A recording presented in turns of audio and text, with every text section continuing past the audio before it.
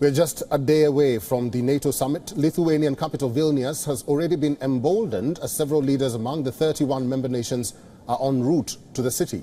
A host of issues, including war in Ukraine and Sweden's NATO membership, will be discussed. The leaders en route include US President Joe Biden as well as Canadian Prime Minister Justin Trudeau.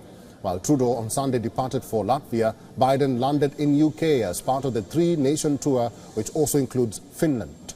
In Britain, he will be holding talks with Prime Minister Rishi Sunak and King Charles. This will be his first meeting with the King since the funeral of Queen Elizabeth II. While with Sunak, the US President will discuss the Ukraine war and environment-related issues. In Vilnius, a firm challenge awaits Biden as he will have to defend Washington's decision to supply cluster munitions to Ukraine. These munitions are banned by more than 100 nations. Several of United States allies, including Canada, Germany and the United Kingdom, have already expressed opposition to the decision. But Washington insists that the move is important for Ukraine, which is facing a shortage of ammunition and a slower than expected counteroffensive against Russia. Apart from this, the participating leaders will also try to chalk out differences on Kiev's membership to the bloc. Ukrainian President Volodymyr Zelensky is also expected to attend and press for the country's NATO membership. Both Zelensky and Biden have expressed desires for the same as soon as the war with Russia ends. NATO is expected to present a package of support to Ukraine at the summit. This includes an upgraded cooperation body called the NATO Ukraine Council. Another country whose membership will be discussed at the summit is Sweden. It has been trying hard to convince Turkey and Hungary to approve its membership bid, but talks have been stuck in an impasse.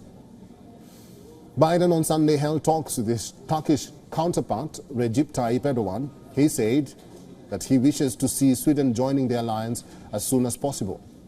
Our next report will tell you more about this discussion. U.S. President Joe Biden told Turkish Prime Minister Tayyip Erdogan that he'd like to welcome Sweden into NATO as soon as possible. That's according to the White House, which said the two leaders discussed a range of issues over the phone on Sunday ahead of an upcoming NATO summit in Vilnius, Lithuania. Membership to the alliance requires unanimous approval by all NATO members, and Hungary and Turkey have yet to clear the way for Sweden. Turkey accuses Sweden of harboring members of militant groups, mainly supporters of the Kurdistan Workers' Party, or PKK, who Erdogan says organize demonstrations and finance terrorist groups. Swedish officials say their nation is no safe haven for terrorism. That person can be prosecuted.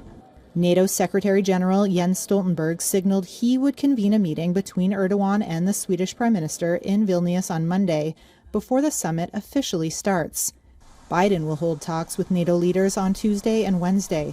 During the summit, allies aim to show support for Ukraine and give Ukrainian President Volodymyr Zelensky a sense of what will have to be done to gain NATO membership sometime in the future.